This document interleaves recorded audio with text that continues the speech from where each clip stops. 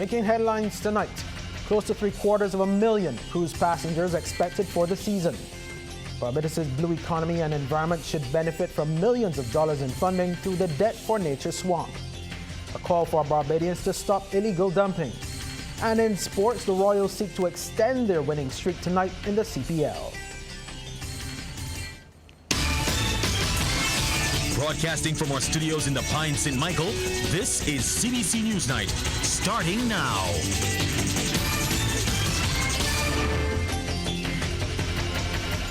A very good evening to with this edition of CBC NewsNight. I'm Ryan Broom in our top story. With almost 750,000 cruise passengers expected to visit Barbados and increased airlift, the country is optimistic about the coming winter season. That's according to Tourism Minister, who says the island is ready for the uptick in business. Our Sharika Griffith has the details. Tourism and International Transport Minister Senator Lisa Cummins conveyed the message that Barbados is open for business as she presented the destination briefing at the Caribbean Tourism Organization and International Air Transport Association conference in the Cayman Islands. She's expecting a total of 390 vessel calls, totaling 739,557 passengers by the end of the cruise season. And Senator Cummins believes the country can surpass that figure. The winter season is expected to be extended by an additional month, which will mean that in the way that the ships went back to the Mediterranean in April in 2021, the expectation is that with climate change and the Mediterranean and Europe remaining colder for longer, the ships are finding that potentially they will stay on in the Caribbean for at least another month, and the expectation is that we could hit at least 850,000 passengers by the end of the cruise season. Now, if we were to compare that to our regular pre-COVID-19 levels, 2019 was a banner year. The average for Barbados is 800,000 passengers.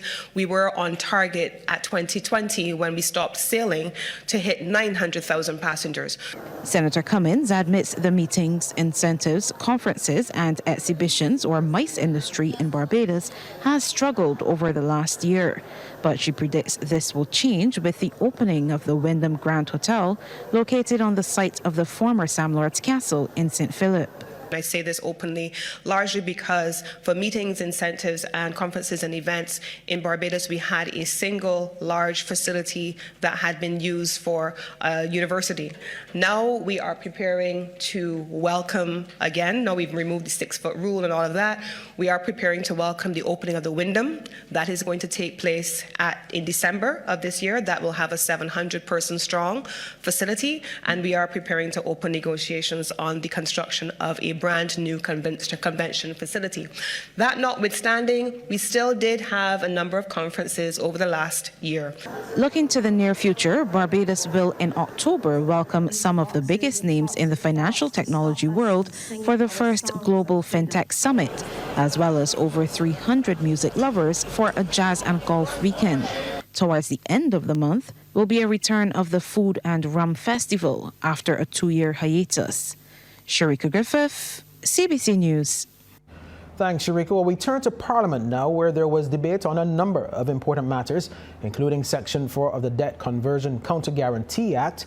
Minister in the Ministry of Finance and Economic Affairs, Ryan Strawn, led off that debate. And joining us now to tell us more about it is our Wendy Burke. Wendy, what did Minister Strawn have to say about this debt conversion? Well, Ryan, Minister Strawn indicated that by the time government concludes its Debt for Nature swap, Barbados' blue economy and environment should benefit from millions of dollars in funding. He explains that it gives government the green light to buy back a portion of its existing debt at a lower interest rate. Those savings will be diverted from the consolidated fund to marine conservation work identified for the island. Over the next 15 years, once we close this transaction, the Barbados Environmental and Sustainability Fund will receive, sir, those debt service payments as they come due under the circumstance here. As they come due, those savings will then go in to the fund, a fund which is, no, and this is not a government fund, sir, it is not a government fund. This is a fund in which, yes, the government of Barbados has representation, but you have the Nature Conservancy, having a representation on it. The University of West Indies, sir, representation on it. So this is not a government fund. This is a fund that is intended to be able to execute very specific marine conservation and environmental commitments. Minister Sean says Barbados being given the leeway to execute an innovative strategy like the swap demonstrates international financial community's confidence in the island. Even though it took longer than we would have liked to finish the external debt restructuring, in the end, it actually turned out to be a positive thing, because by the time we finished, the external creditors had seen what Barbados said it would do happening. And so our bonds continue to trade, sir, at par. And for the benefit of the young people, at par means a dollar for a dollar. Minister of People Empowerment and Elder Affairs Kirk Humphrey, who works on the debt swap in the initial stages as Minister of the Blue Economy, suggests government is doing what is fundamentally right. He notes the Minister of the Environment and National Beautification will be able to undertake transformative work. I think, sir, if there's any lesson to be learned from this swap, sir, is that this money will not cost us anything additional to the debt that we already have, sir. This money is not going to cost us. And people will talk about the debt swap and what it is the country is doing, sir. We're not paying out an additional cent, sir, on this thing. And we are actually using the money, sir, to do good work in Barbados. This model is innovative. So in a nutshell, we will get benefits now and into the future. And we will reduce the cost in a way now and into the future. Also passed in the lower house was a resolution to vest state land containing the old Treasury building to the Barbados Tourism Investment Incorporated. Senior Minister in the Prime Minister's office, Dr. William Duguid, says it will allow the BTII to issue a request for proposals to find a redeveloper for the 7-story building. The minister says this is all part of government's plan to return residents to the heart of the city.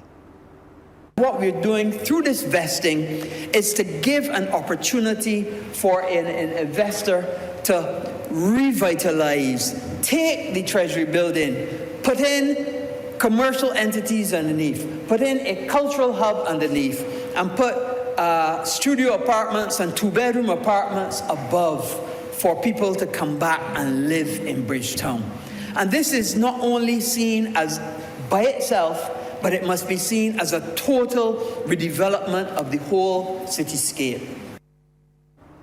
Dr. Duguid says the plan to make Bridgetown a modern, attractive city will include the redevelopment of the stretch from Needham's Point down to Kensington, with hotels, cafes, and outdoor dining facilities. He provided an update on several tourism development projects set to come on stream, including the Hyatt.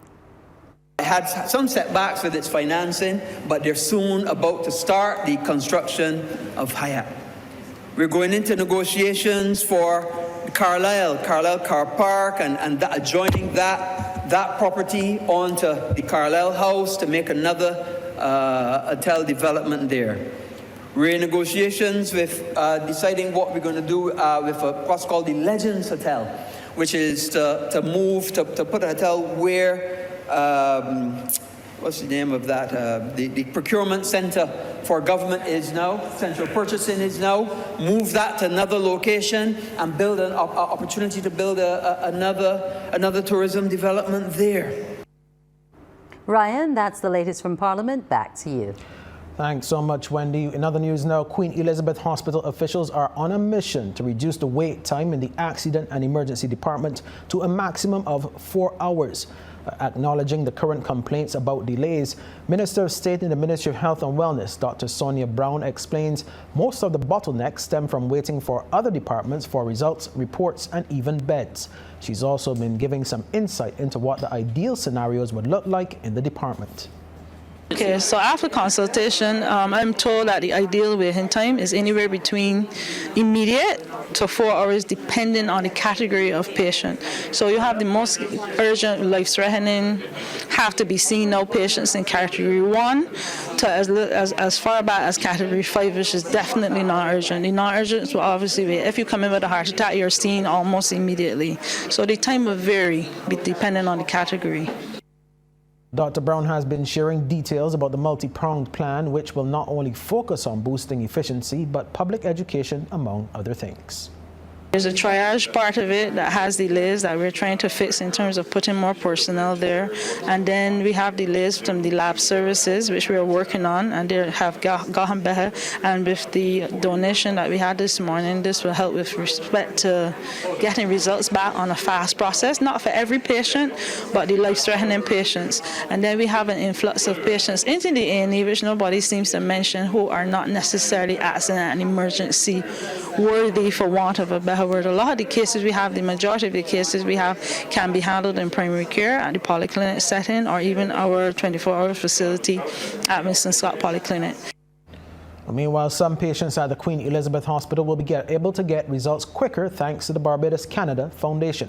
This as the group this morning donated a brand new Piccolo blood chemistry analyzer and reagent panels to the institution. Chair Charles Broom spoke to the value of the equipment and the ongoing partnership with the hospital. And this year, we raised about 40,000 Canadian dollars, and we had agreed with the Director of Engineering on the equipment that we were going to purchase for them. And today we are donating a Piccolo machine and its reagent panels. And Minister of State in the Ministry of Health, Dr. Sonia Brown, welcomed the donation, noting it will be a game changer at the hospital. This on-site point-of-care machine can certainly add to it because of the cost of it. Obviously, it would not be used for every single patient because we have an in-situ laboratory as it stands right now. But this can be made use, as I was told by the consultants, in the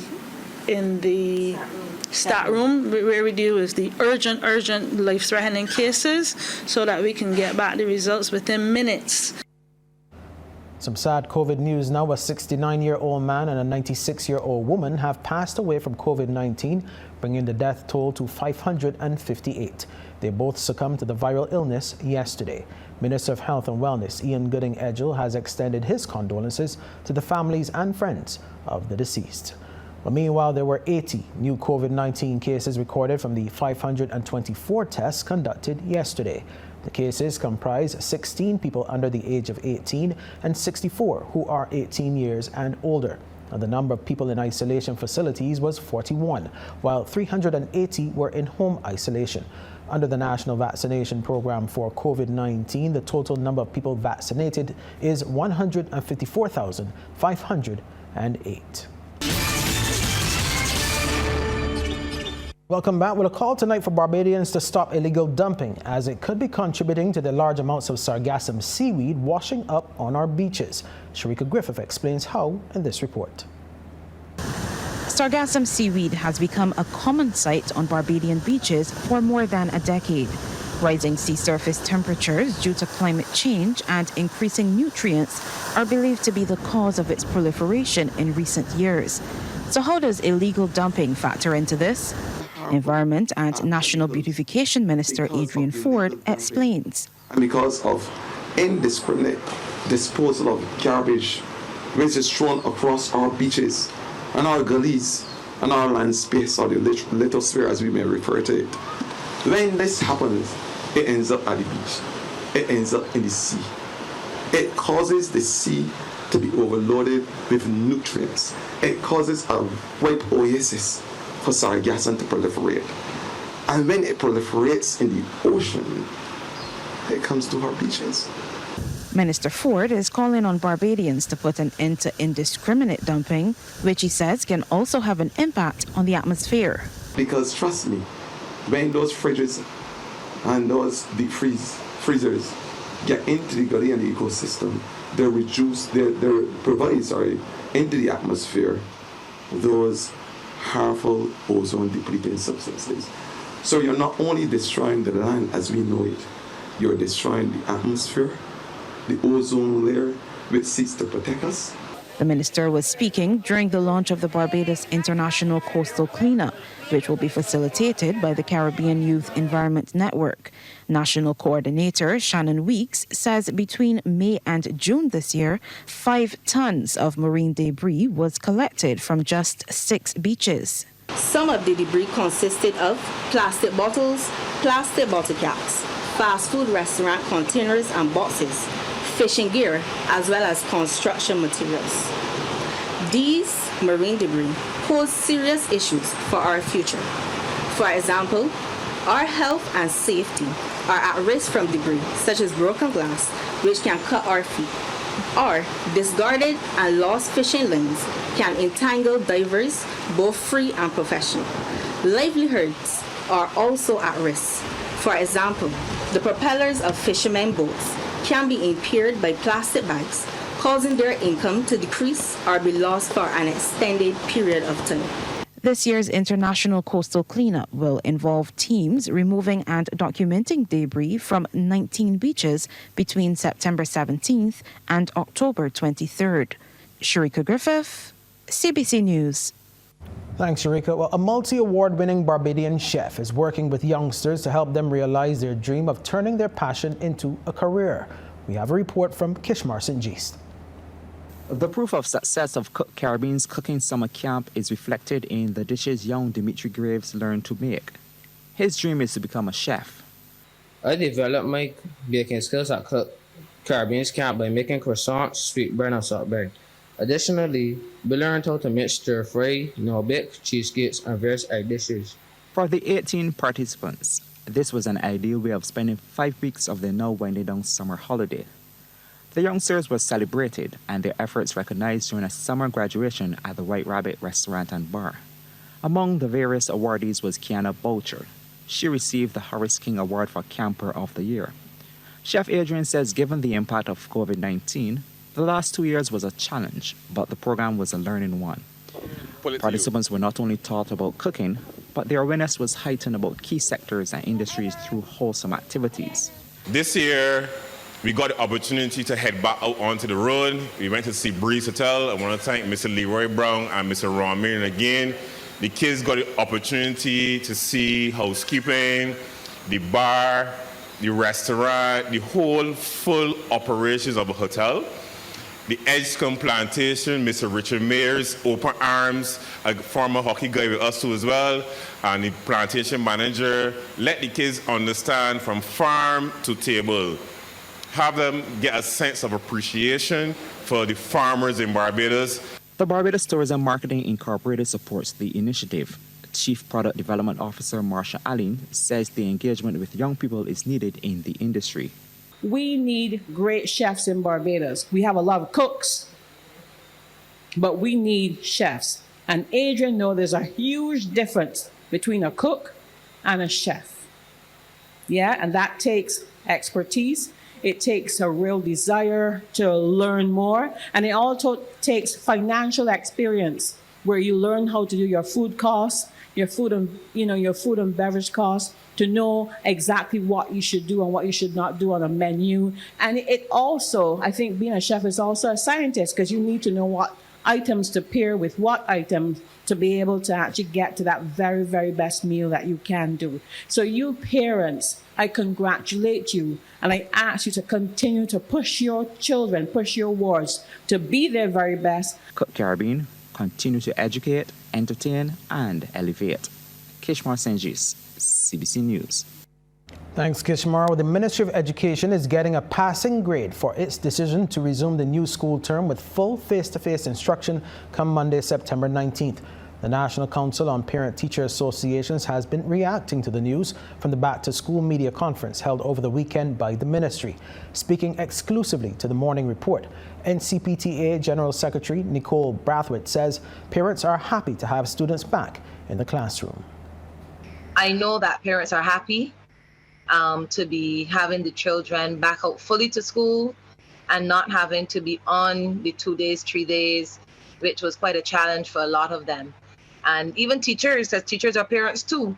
And it was really a struggle balancing that for those who had that. There were some schools who were lucky enough to have the space to be able to be back out before then. But some were really struggling, and this is a welcome beginning to the new term, and hopefully looking forward to wonderful results as a result of the kids being back fully in the classrooms. Welcome back. Time now for a first look at sports, and we head over to the sports studio and welcome Mark Seal. The Barbados Davis Cup tennis team is getting ready to take on Ireland in their first round World Group 2 tie at the Wildy Tennis Centre later this week, as the tournament welcomes back spectators to the venue. The team captain for that two-day event, Damien Applewhite, says the team is preparing well. I'm happy with the preparation so far. We had a decent training block early in August. And then I'm happy to welcome back the 5 team members. Not every preparation is perfect. I mean, we're trying to get a little more match play up until the match day on Friday, and we're going to do that this week. The captain says that a few of his guys are familiar with some of the Irish players, and that should be good for their knowledge to be able for them to advance in the next round. A couple of our players have played against them. Like I think Xavier would have played against one of the Irish boys a little while ago. But I think teams are evenly matched from a ranking point of view. Like Darius' ranking is around 800, but his ability is a little higher. Similarly, the number 1 is around the same ranking. So I'm looking forward to a competitive tie come Friday. Now, the most experienced team member, Darian King, is also happy with his preparations as he's excited to be playing in front of spectators at home again. Preparations have been going pretty well. As you know, I haven't been on tour for the past months.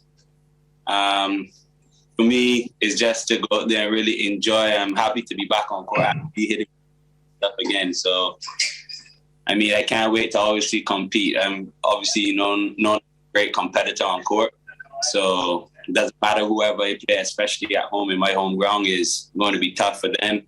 It's for me to basically get to my guns, which is the crowd, the help of the crowd, and sticking to my game. The other members of the squad include Xavier Lawrence, Matthew Foster Estwick, Hayden Lewis, and Kaipo Marshall. The tie serves off this Friday, September 16th, and conclude on the Saturday.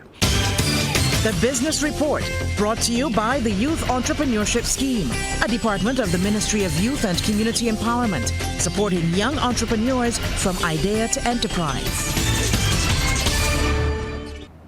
In tonight's Yes Business Report, we return to the Afro-Caribbean Trade and Investment Forum 2022 to get more of the views expressed by the remaining panelists during the session entitled Creating Opportunities for Youth and SMEs in Today's Global Economy. Panelist Chido Mabena is the special envoy on youth to the African Union chairperson. And she believes the opportunities outlined for regular entities and businesses in the context of the forum should be equally accessible for young people both in the Caribbean and African countries.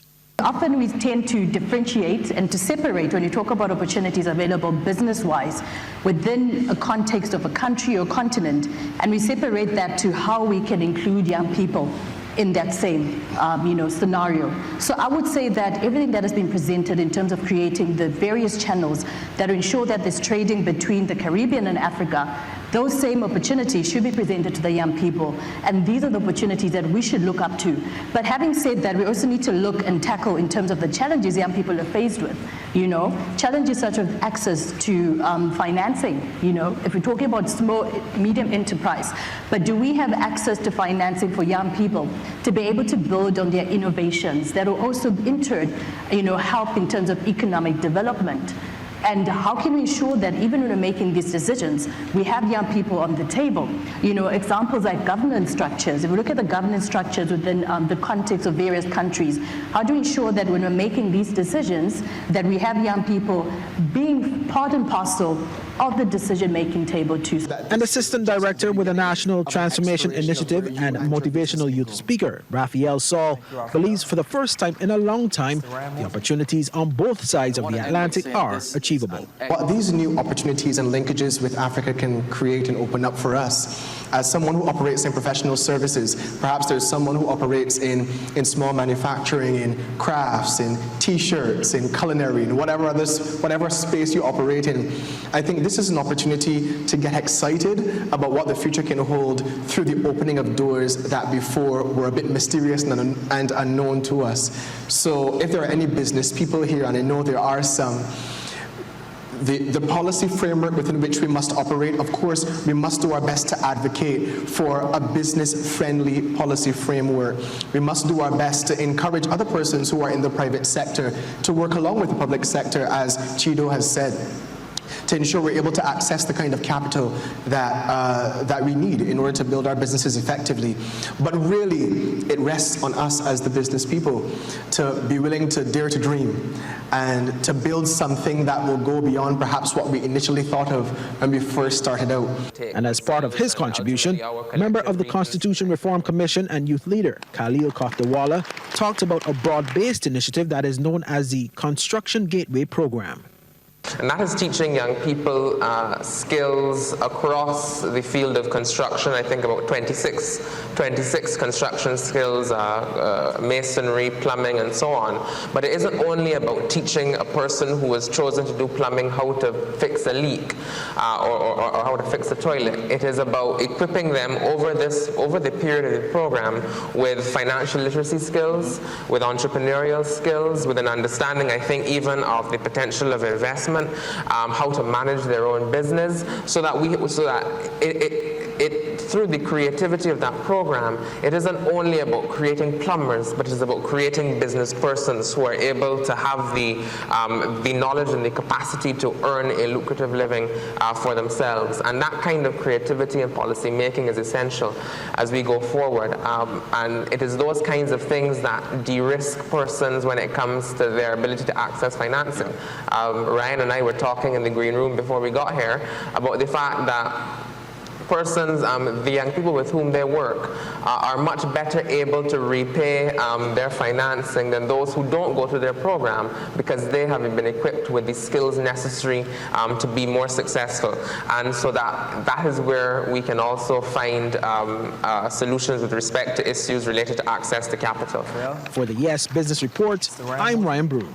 Minister of Youth, Sports and Community Empowerment Charles Griffith this weekend presented the first cohort of the Sowing for Success program with their certificates of completion for their course of study.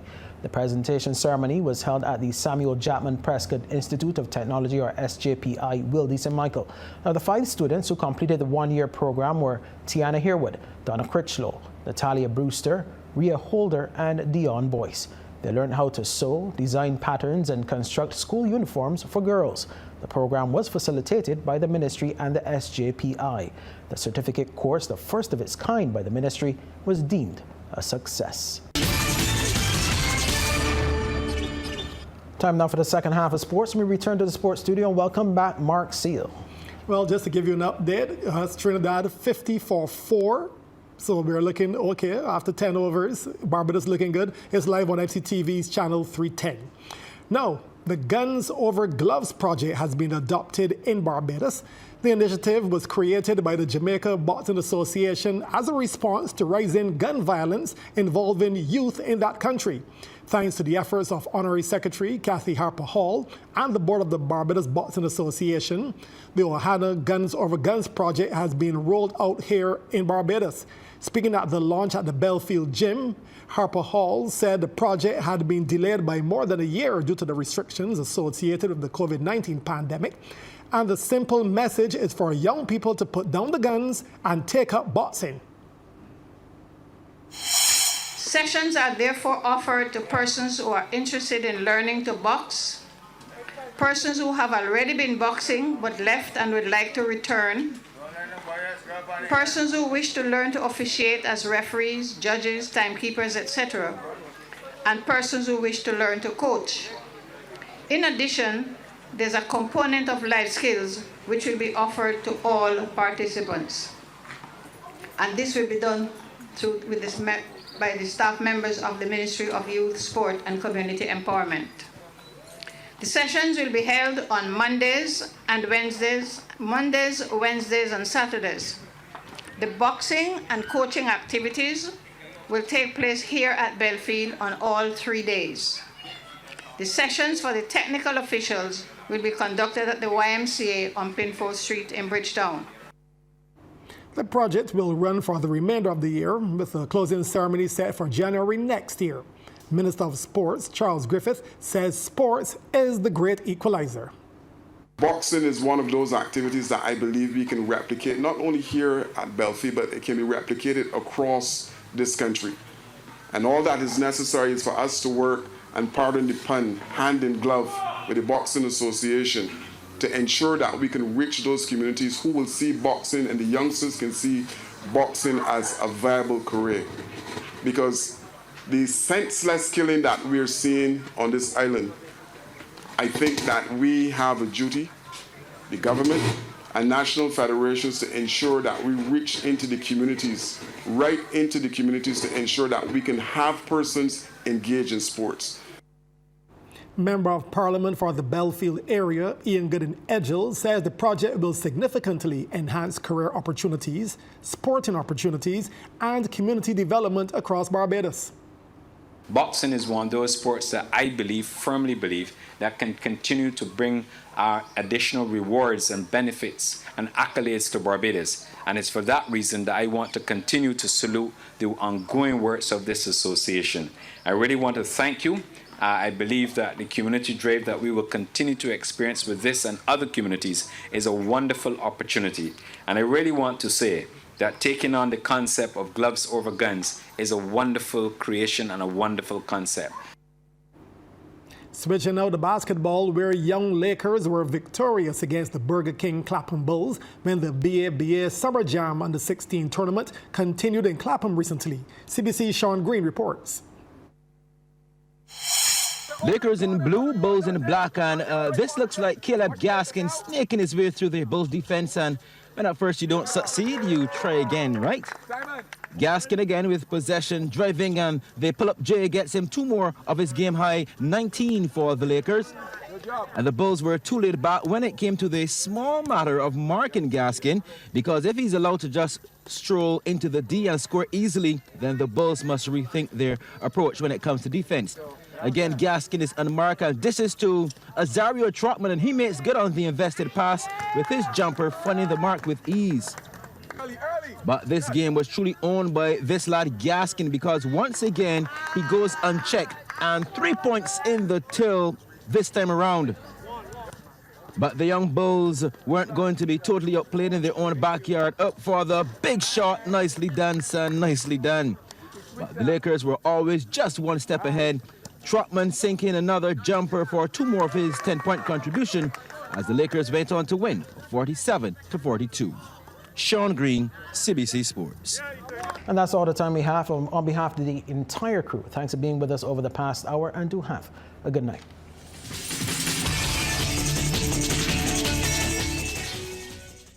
Thanks for visiting us. To get more stories like this one, like and subscribe to our YouTube channel.